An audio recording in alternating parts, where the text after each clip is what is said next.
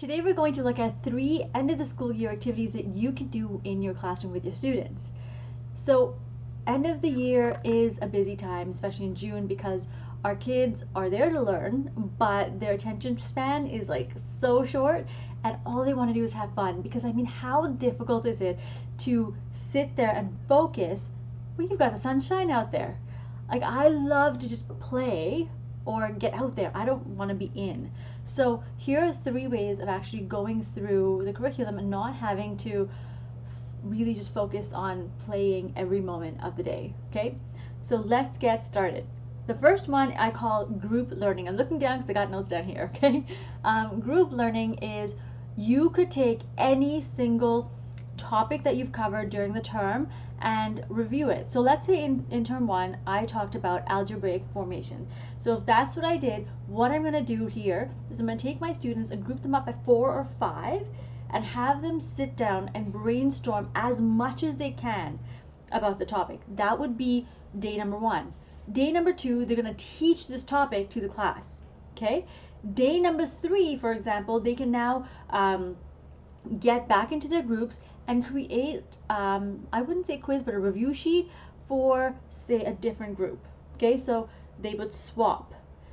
The next day, they would actually do the swap. They'd work on the questions, and then they'd swap the questions. They would swap back because now each group has their the answer key as well.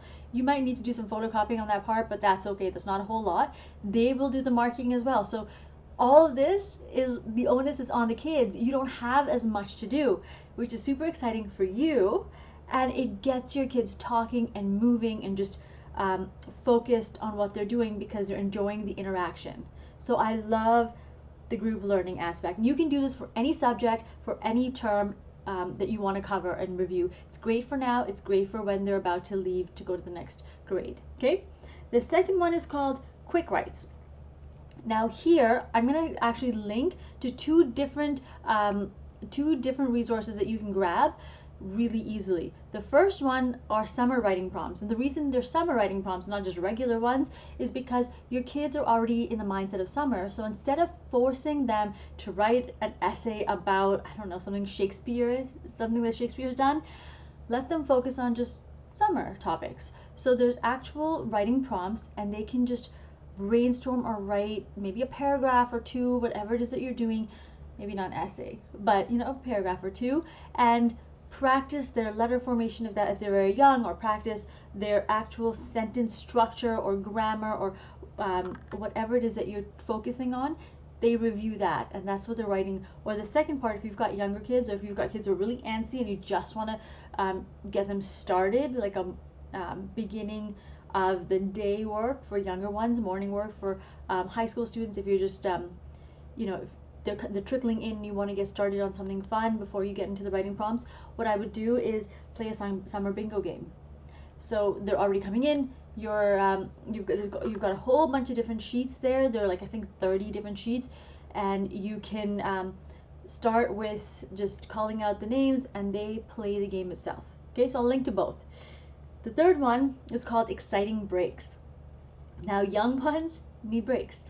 Older ones also need breaks, because let's face it, summer is a time where attention span is super short. So what do you do in between to keep them focused?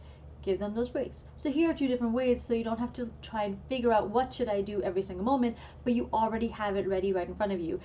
Now, the first one is called roll a brain break. So really all you need is a dice, and I'll link to the resource. You roll it, let's say it's number 6, and I can't remember what 6 is off the top of my head, but if it's, say, do like 10 jumping jacks, and that's what they're doing. I think they're more summerish, but maybe swimming or something, but they get to do the actual activity based on what you've rolled.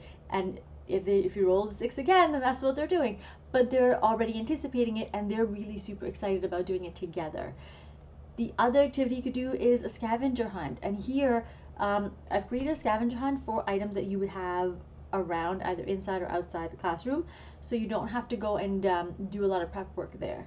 All you're doing is printing, and they're doing the scavenger hunt. So if you notice, most of this, the onus is on the child and very little on you, because at this point you're probably writing report cards, you're prepping for end of year gifts, you are in meetings, you have a whole lot on your plate already. So instead of it all being on you, we're now shifting the onus to the kids so that they are engaging in their learning. Okay?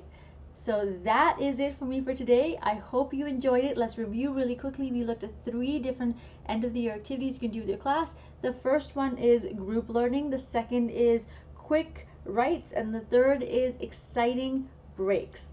All right, take care and remember to create experience and teach from the heart. Thank you so much. Take care. Bye.